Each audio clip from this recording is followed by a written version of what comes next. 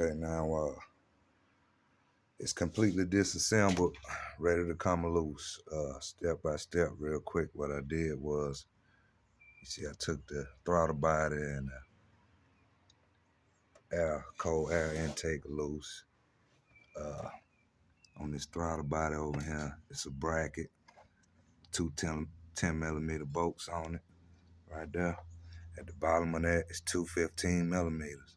So instead of taking the bottom two bolts all the way out, I loosen them up so it can fall back on that bracket. All right, real quick, you got these plastic, 3 of them, plastic fittings in the back of this intake with hoses on them. The other one is back there, you can see it. And right after that is the EGR valve. So it just pops out.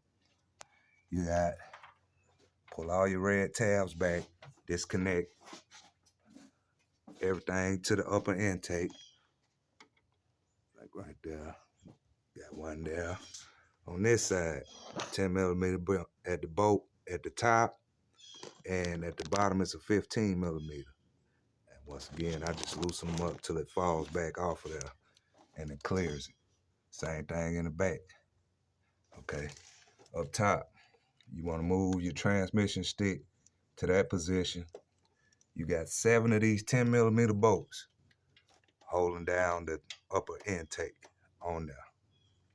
Once again, like I said, the trick to it, the hard part is it's under that deck lid in the back, exactly where the EGR valve is.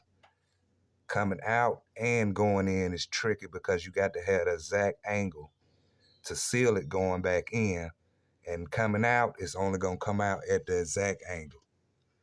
But this part too, I'm gonna go ahead and pull this intake on off of here and get on down to it. I'm gonna have to replace this valve cover on this side this time because I didn't replace it last time, and I'm gonna have to replace this upper intake gasket, of course.